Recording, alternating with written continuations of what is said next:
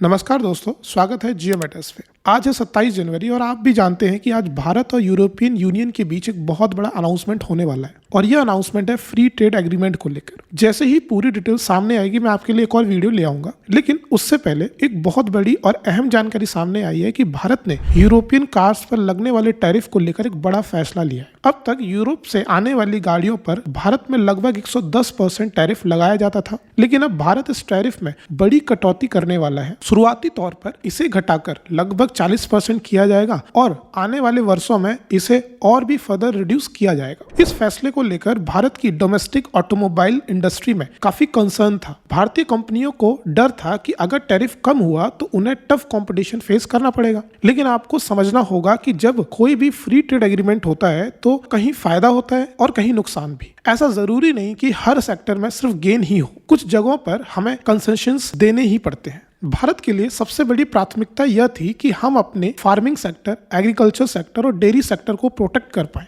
यह हमारे लिए एक रेड लाइन थी। इसी मुद्दे को लेकर अमेरिका के बीच भी लंबे समय से विवाद चल रहा है, लेकिन जहां तक ऑटोमोबाइल इंडस्ट्री की बात है तो यह सेक्टर अब काफी हद तक मैच्योर हो चुका है। हम एक ऐसे स्टेज पर हैं जहां हम इंटरनेशनल प्लेयर्स के साथ कंपटीशन कर सकते हैं। साथ ही डोमेस्टिक इंडस्ट्री को सेफगार्ड करने के लिए कुछ जरूरी प्रोटेक्टिव स्टेप्स भी लिए गए हैं, जिनके बारे में आगे डिटेल में बताऊंगा। यूरोप के लिए भारत जैसा बड़ा मार्केट बेहद इंपॉर्टेंट है। यूरोप चाहता है कि भारत अपने हाई टैरिफ स्ट्रक्चर को कम करे और ऐसा लगता है कि भारत ने इस मांग को एक्सेप्ट कर भी लिया है। अब बात करते हैं एफटीए की। करीब 20 साल बाद भारत और यूरोपियन यूनियन के बीच यह नेगोशिएशंस फाइनली कंक्लूड हुई और इसकी शुरुआत 2027 में हुई थी, लेकिन 2013 में मार्केट एक्सेस और टैरिफ कमिटमेंट्स जैसे मुद्दों पर बातचीत रुक गई। फिर 2022 में नेगोशिएशंस दोबारा शुरू हुई और अब इंडिया और यूरोपियन यूनियन की 27 कंट्रीज ने सक्सेसफुली इस डील को कंक्लूड कर लिया। इसकी कंफर्मेशन भारत के कॉमर्स सेक्रेटरी राजेश अग्रवाल द्वारा दी गई है। आज इस ट्रेड डील पर साइन किया जाएगा, लेकिन इसका मतलब ये नहीं है कि यह इमीडिएटली लागू हो जाएगा। इसके लिए यूरोपियन यूनियन पार्लियामेंट और इंडियन पार्लियामेंट दोनों से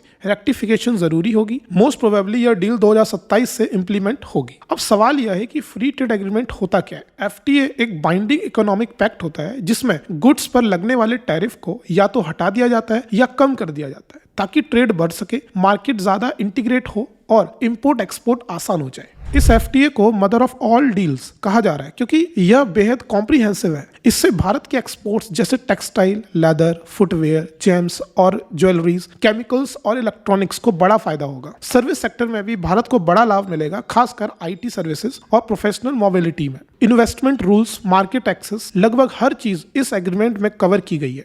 अब आते हैं ऑटोमोबाइल सेक्टर पे, जो कंप्लीटली बिल्ड यूनिट्स यानी पूरी तरह से बनी हुई गाड़ियां यूरोप से इंपोर्ट होती हैं, उन पर अब तक 110% टैरिफ लगता था। प्रस्ताव यह है कि इसे इमीडिएटली 40% कर दिया जाए और आने वाले वर्षों में इसे 30%, फिर 20% और शायद 10% तक लाया जाए। इसका सीधा फायदा कंज्यूमर्स को मिलेगा। प्रीमियम और लग्जरी कार सस्ती होंगी, खास तौर पर BMW, Mercedes Benz, Audi, Skoda, Volvo, Jaguar, land rover जैसे ब्रांड्स को बहुत फायदा होगा। बताया जा रहा है कि कुछ कार्स की कीमतों में 10 से 25 लाख तक की रिडक्शन हो सकती है। अब सवाल यह है कि पहले टैरिफ इतना हाई क्यों था। पहला कारण डोमेस्टिक मैन्युफैक्चरर्स जैसे टाटा मोटर्स और महिंद्रा एंड महिंद्रा को प्रोटेक्ट करना। दूसरा, लोकल मैन्युफैक्चरिंग को इनकरेज करना। तीसरा, रेवेन्यू जनरेशन। लग्जरी कार्स पर हाई टैरिफ से सरकार को अच्छा रेवेन्यू मिलता था। जियोपॉलिटिकल पर्सपेक्टिव से देखें तो भारत अपने ट्रेड पार्टनर्स डाइवर्सिफाई करना चाहता है। चाइना और यूएस पर ओवर डिपेंडेंस कम करना चाहता है। यूरोपियन यूनियन एक स्टेबल रूल बेस्ड पार्टनर है। यह डील इन्वेस्टमेंट्स के लिए भी क्लियर सिग्नल है कि भारत ओपन, प्रेडिक्टेबल और इन्वेस्टमेंट फ्रेंडली इकोनॉमी है। एक इंपॉर्टेंट पॉइंट, इस टैरिफ रिडक्शन में इलेक्ट्रिक व्हीकल्स को अभी इंक्लूड नहीं किया गया है। अगले 5 साल तक ईवीज पर टैरिफ रिडक्शन नहीं होगा क्योंकि यह भारत के लिए अभी इमर्जिंग सेक्टर है और डोमेस्टिक मैन्युफैक्चरिंग को और समय चाहिए। अब ओवरऑल इंपैक्ट की बात करें तो यह deal India EU economic partnership को मजबूत करेगी, भारत को क्रेडिबल अल्टरनेटिव टू चाइना के रूप में पोजीशन करेगी और इंडिया को एक ग्लोबल मैन्युफैक्चरिंग हब के तौर पर उभरने में मदद करेगी। उम्मीद है यह आपको क्लियर हो गया होगा कि यूरोपियन कार्स सस्ती क्यों होंगी और इसके पीछे की पूरी स्ट्रेटेजी क्या है।